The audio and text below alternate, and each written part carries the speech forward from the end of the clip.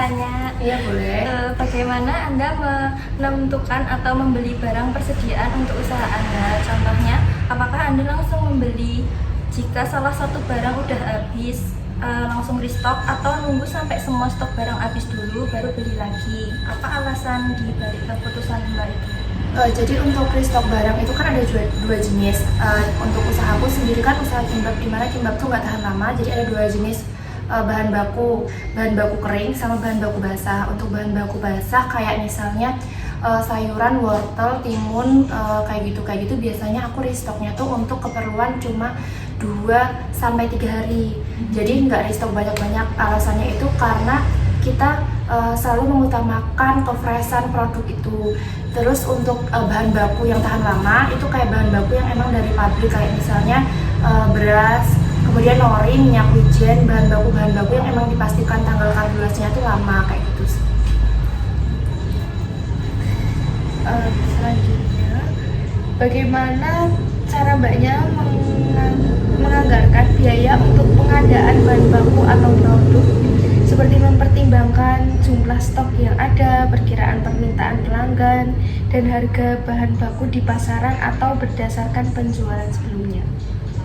Oh ya, jadi pertanyaannya bagaimana cara Anda menganggarkan biaya bahan baku? Jadi untuk bahan bakunya sendiri, karena usaha saya emang benar-benar usaha yang mikro banget gitu ya. Jadi pastinya aku tuh cari tempat bandingin antara toko satu dengan toko yang lain, itu pasti aku bandingin untuk cari harga yang benar-benar bisa meningkatkan laba. Jadi aku benar-benar milih harga yang kecil lah, tapi dengan kualitas yang baik, itu sesuai dengan nanti biaya operasionalnya, sehingga nanti labanya itu bisa benar-benar bisa naik gitu, nggak kecil-kecil banget tapi ya juga nggak besar-besar banget, biar pelanggannya tuh nggak merasa wah ini mahal nih tapi kok kualitasnya segini gitu. Jadi aku masih benar-benar, aku belum punya pemasok yang yang pasti, tapi aku masih bandingin antara toko satu dan toko lainnya untuk nyari harga yang sesuai sama usahaku gitu.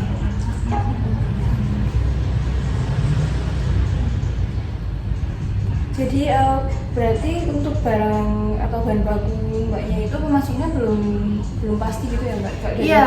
Gitu. Iya, belum pasti. Masih cari ini. Jadi emang belum pasti, masih cari yang benar-benar murah terus dengan kualitas yang baik juga gitu.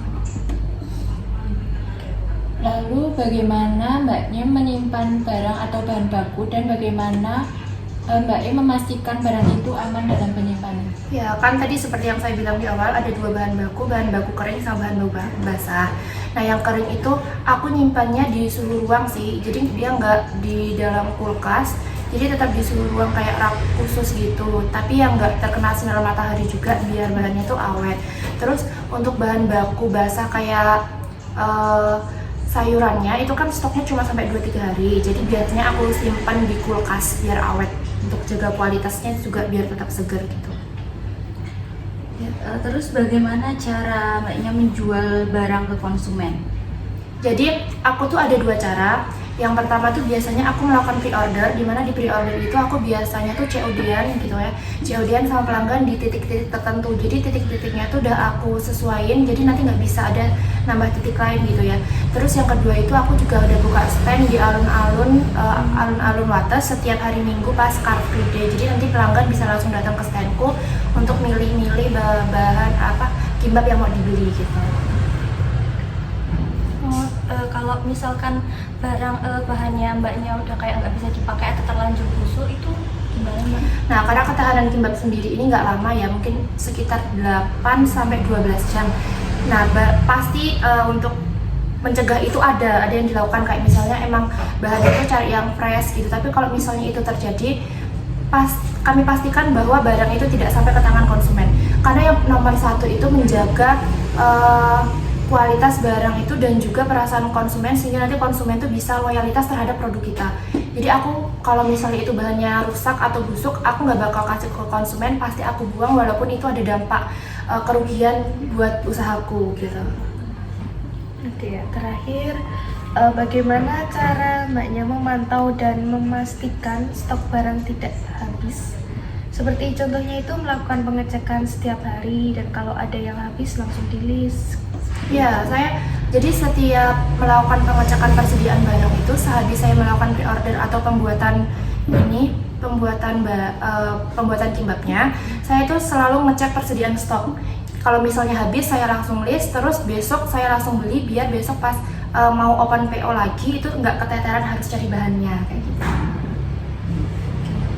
Mungkin itu aja ya Mbak dari kami pertanyaannya. Terima kasih banget udah bantu. Ya, sama-sama.